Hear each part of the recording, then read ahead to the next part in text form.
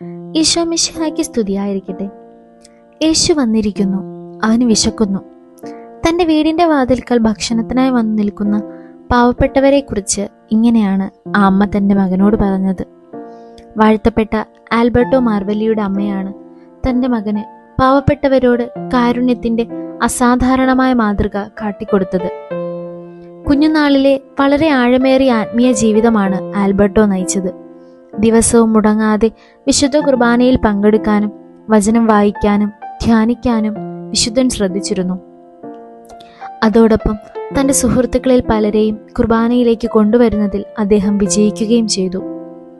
രണ്ടാം ലോക മഹായുദ്ധ സമയത്ത് അദ്ദേഹം നാടുകടത്തപ്പെട്ടവരുടെ ഇടയിൽ ഒരു അപ്പസ്തോലനായി പാവപ്പെട്ടവർക്ക് സംരക്ഷണത്തിൻ്റെ യഥാർത്ഥ ഉറവിടമായി മാറി.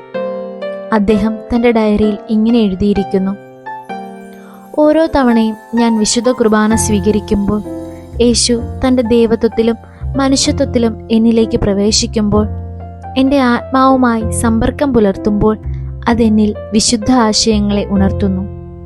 കത്തുന്നതും ദഹിപ്പിക്കുന്നതുമായ ഒരു ജ്വാല, പക്ഷേ എന്നെ വളരെയധികം സന്തോഷിപ്പിക്കുന്ന ഒന്ന്. 28-ാം വയസ്സിൽ കാർ അപകടത്തിൽ ഈ ലോകത്തിൽ നിന്നും അദ്ദേഹം വിട പറഞ്ഞു.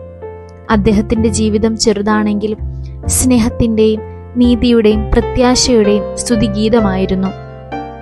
തൻ്റെ ലളിതവും അസാധാരണവുമായ ജീവിതം കൊണ്ട് ഇന്നും അദ്ദേഹം നമ്മെ പ്രചോദിപ്പിക്കുന്നു. സമാധാനത്തിൻ്റെയും നന്മയുടെയും സ്നേഹത്തിൻ്റെയും ഉപകരണങ്ങളാകാൻ നമുക്കും പരിശ്രമിക്കാം. ദൈവം നമ്മെ അനുഗ്രഹിക്കട്ടെ.